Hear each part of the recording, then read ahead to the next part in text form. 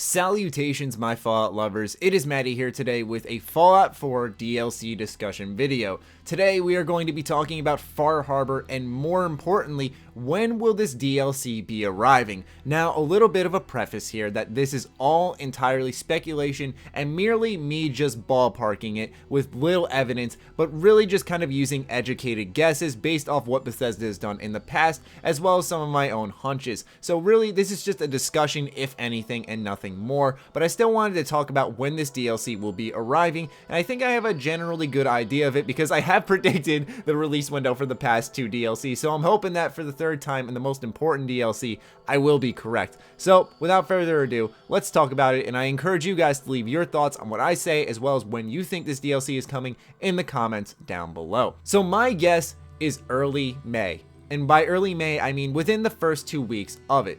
Now, the reason I say this is because Wasteland Workshop isn't going to hold us over, and Bethesda knows that. This isn't a big DLC. They know it's not providing a ton of content. It does get the job done for settlement lovers, where you can decorate your settlements with all these different types of things, add a little more personality to it. It's good stuff, don't get me wrong, in some regards, but for the most part, it's very broken. You can tell there really wasn't too much focus on it, and that leads me to my next point, which is that with not many new assets in the DLC, as I said, the AI breaking, glitches like the synth gorilla glitch, where just no one comes out until you deactivate and turn it back on, stuff like this just shows that there was a lack of polish, there was lack of focus on this DLC, which leads me to think that the entire team is wholeheartedly focused on Far Harbor. And with the recent release of the information on its file size being about 2.6 gigabytes, I'd say that they're pretty close to done naturally, since it's almost going to be May, making me think that Bethesda is ready to launch this thing sooner rather than later.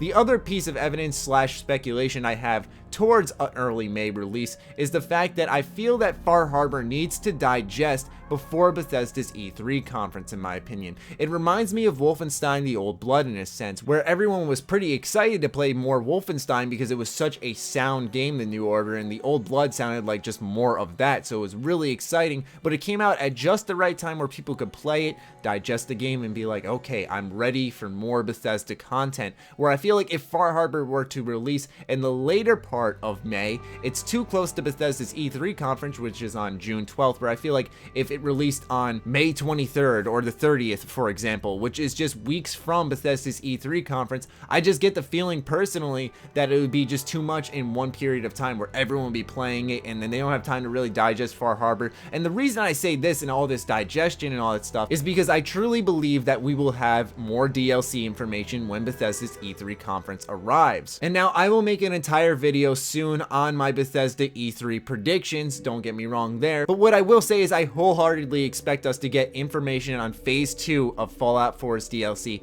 And to me personally, if it releases late in May, some people are going to be late to it. Not everyone's going to be like me, who's itching to make content, so they're gonna hop on it midnight on launch night, or hopefully get into the beta. So some people might be late to the game, and then all of a sudden when they're late to that, the biggest DLC of Fallout 4, and then all of a sudden Bethesda announces a ton of more DLC. To me, it just sounds like a bit of overkill for fans, where it would be nice if it released earlier in May, then we had time to play it. If we're late to it, it's okay because we can still get around to it, put all the time into it, and then Bethesda's E3 conference rolls out. I think digestion is a very important part of gaming and not burning yourself out, where I think Fallout 4's DLC announcement would also be a lot more exciting, to tell you the truth. If I just finished Far Harbor, I'd be like, okay, got a nice big Fallout 4 fix in a nice brand new area, and all of a sudden I just bang, another ton of DLC comes my way. To be honest, it will be exciting because I'm a Fallout content creator, and I'm sure a ton of you out there would be exciting, but I also think it would be even more exciting if we just had some time to kind of think and wonder of what's next, not,